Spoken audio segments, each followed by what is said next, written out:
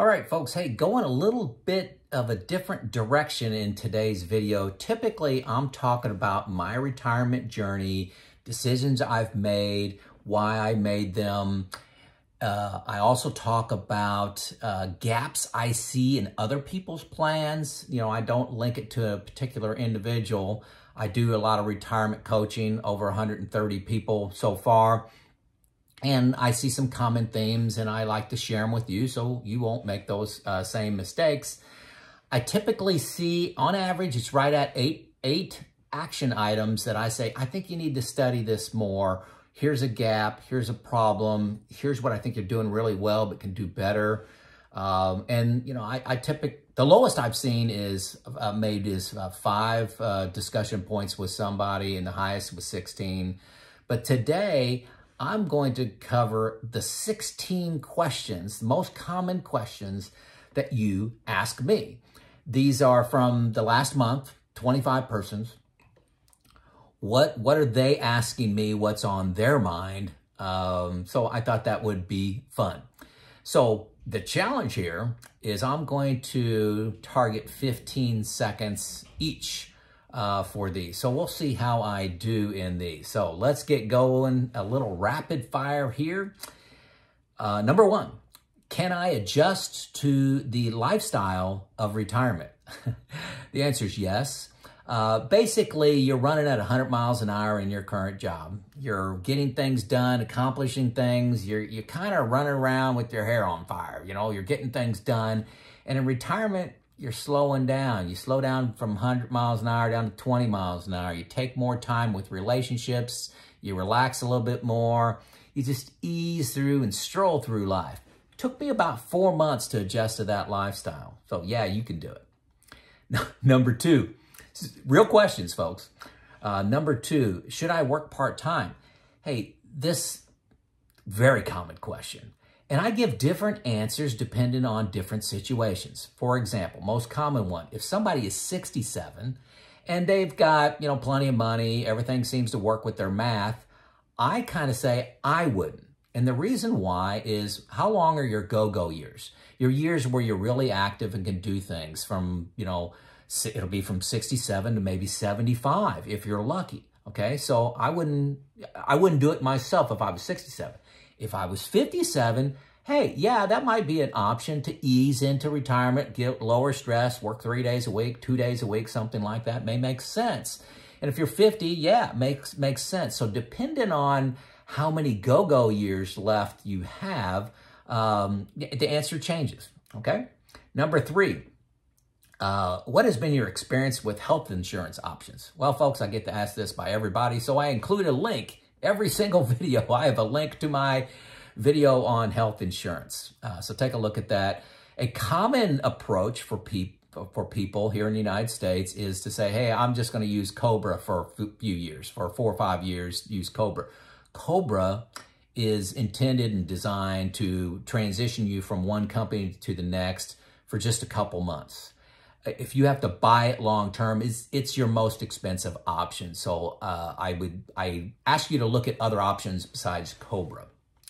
Number 4, what do you think of debt in retirement?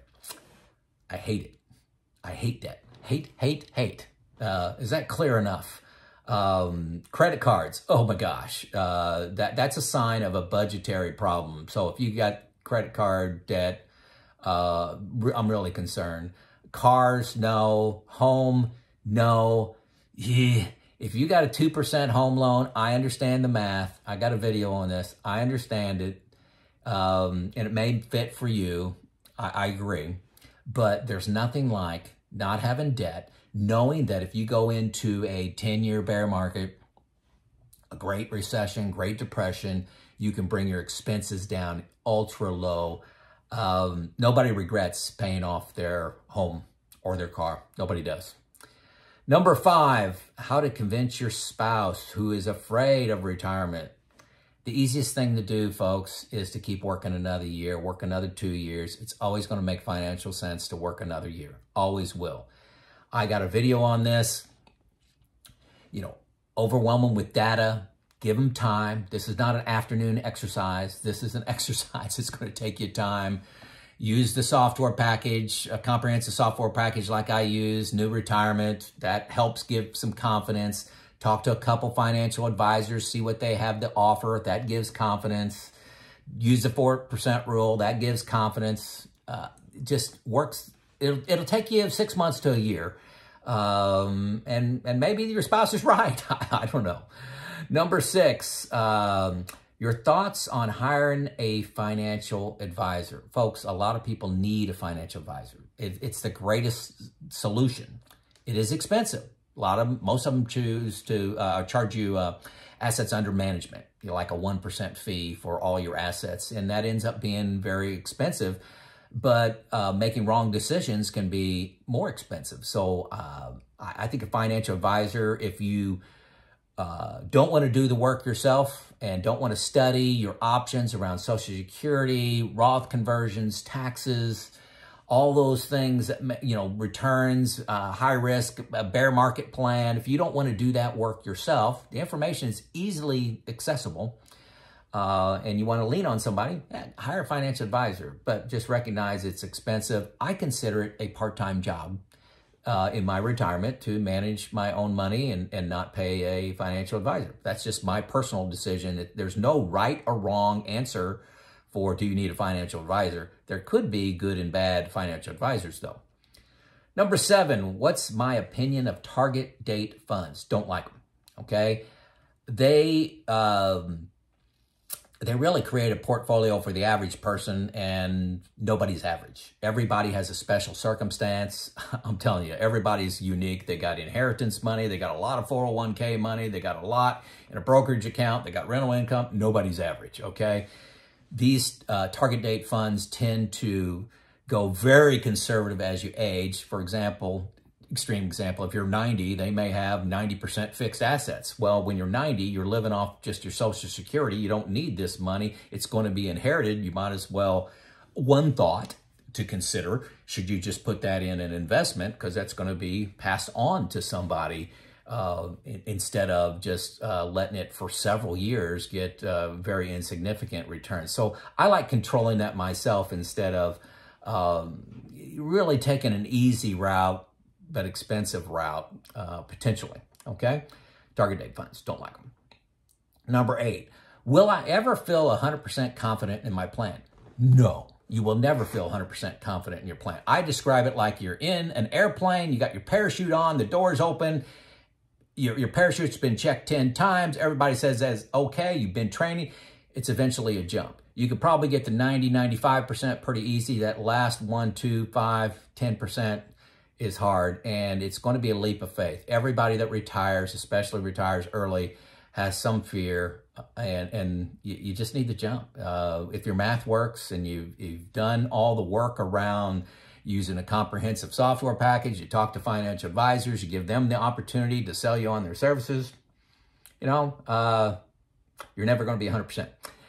Number 9, buckets don't seem to maximize returns. Wouldn't it be better just to invest? I hear this all the time, hotly debated on YouTube. Buckets is a plan to handle a bear market. So I personally have 4 years of expenses completely out of the market. So other than my fixed assets, what cash do I need? I have that invested in like CDs and just zero risk items. And I can ride out a 4-year bear market pretty easily. I have another 4 years of expenses in balanced funds where I can handle most bear markets that go up to 8 years with that, 4 more years than the bucket 1. And other people said, gosh, Joe, why don't you just invest all that? Market returns 7, 8, 10%. Yeah, okay, except for when it doesn't. There are bear markets on average like every 4 years. Sometimes you go 10 years without one, and then you have 2, right?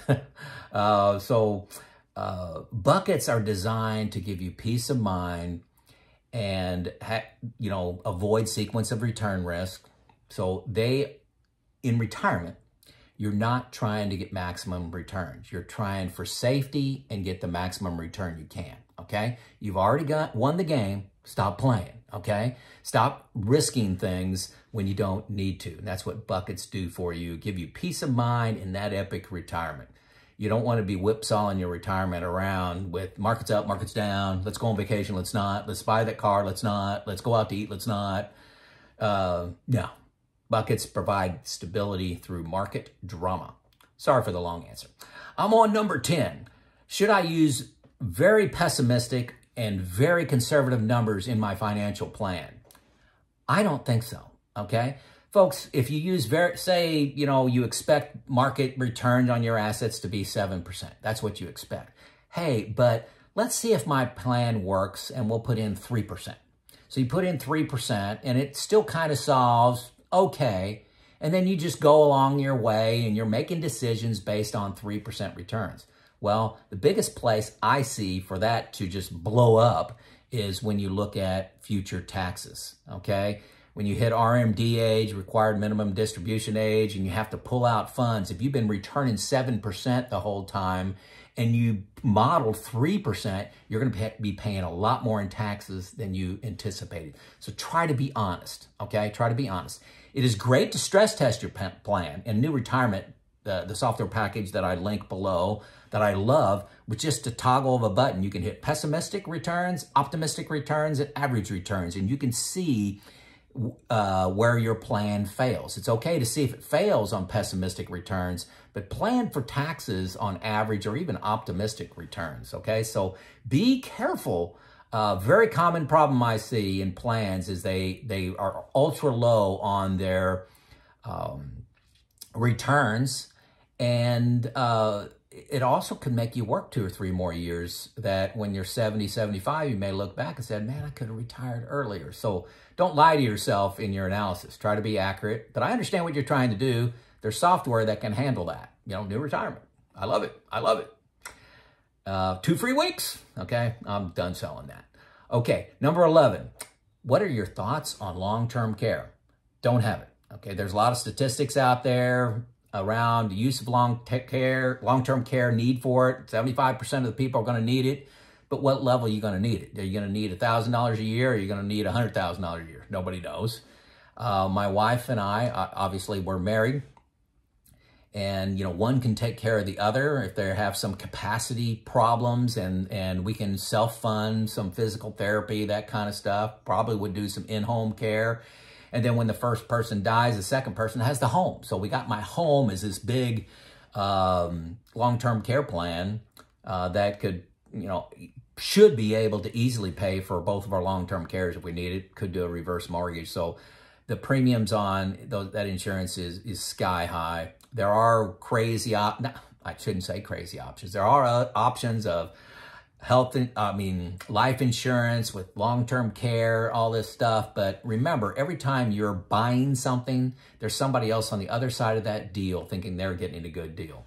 And these insurance companies are the ones with the big football stadiums and the tall buildings. So you're betting against the house. Number 12. How do you move from saver to spender? Got a video on this. I'm getting tired of saying that. It is very hard.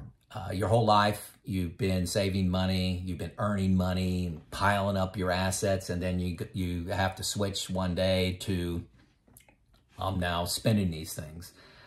You can do it. There's no training lesson for it. It's just another math exercise. Once the math solves, you got to get used to it happening. I'm telling you, it'll take you a little while. 6 months into your retirement, you won't be thinking about it much at all. You'll ease into it because you get the experience of doing it, okay? Number 13, did you downsize your home? No. I have 4 children, adult children, live out of town. Occasionally, they all come home around holidays, some events, weddings. They all come home. We like to have a place for them to stay. Be careful of having downsizing your home in the plan. Some people say, hey, I live in a $500,000 house. We're going to downsize to $300,000, and we're going to have an injection of $200,000 into our retirement plan. Well, then they decide to move from that $500,000 house to a $600,000 house, and it all blows up, okay? So be careful. Does downsizing mean smaller house or less money invested in the house? Number 14, how do you handle inflation? I'm ignoring it. I'm taking advantage of the opportunity, not really changing my lifestyle very much around inflation. I think it's a temporary thing, maybe 2-3 years, but I'm not really changing my lifestyle, just spending a little bit more money on things. But I am, in my bucket one, getting a little better return. That's probably the biggest action I'm taking with inflation. I'm getting more return from my CDs, T-bills, and I-bonds, much more return in bucket one than I was expecting, offsetting quite a bit of that. So I'm not stressed about it at all. There may be something else going on if you're stressed about inflation. Yeah, if you put in inflation at 10% for the next 30 years, you're going to have a problem. I'd have a problem. Number 15, why don't you just invest in dividend-paying stocks and live off the income? Good question. A lot of controversy and argument around dividend-paying stocks, and all dividend-paying companies aren't good companies, okay? If their stock goes down in value, their dividend will go up automatically as a percent of their if they maintain the same dividend payout, it will go up. But you got to also know that, like, if a company has a $20 stock and then they pay $1 dividend, the stock is now valued at $19 and they pay out that $1. So you're not manufacturing money. You're actually just taking some of your earnings and paying it back, reducing the value of your stock, because your stock is valued on what your assets are and your future income. So dividend-paying stocks, aren't a bad thing. I'll take dividends, but they aren't necessarily the best companies. So I don't really pay that much attention to whether they pay a dividend or not. I invest in mutual funds, index funds, and if they pay a dividend, they do. Okay. Number 16, last question. What is your net worth? I'm not going to say. Folks, my net worth means nothing to you other than, comparison and envy and jealousy and all that kind of stuff that comes from that. Everybody's expenses are different. Everybody's lives in a different part of the country and world. It doesn't matter, okay? Some people have expenses of $100,000 a year. Some people have expenses of $50,000 a year. Some people have 10 rental houses. It doesn't matter. What I try to share is the process. What's my thinking process and what's been my journey along the way. If your numbers are higher than mine, which a lot of people I talk to are higher than mine, and some people are lower than mine, it doesn't matter. Your journey and your plan is your personal plan. So knowing my net worth adds no value, it just means nothing, okay? So that is one fact that I protect. I share an awful lot on this channel to help you understand the journey that I'm on, so it helps you with your journey. That's the reason I do it.